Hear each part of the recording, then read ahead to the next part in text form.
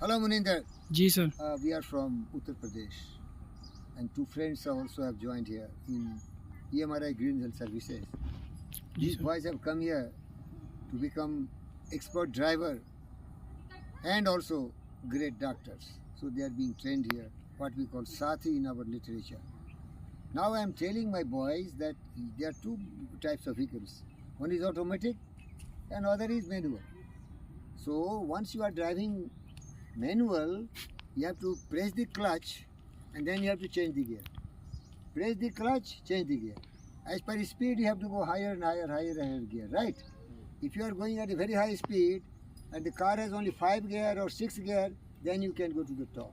But if you are not shifting gear as per the speed, your gari will stall. Your vehicle will stop.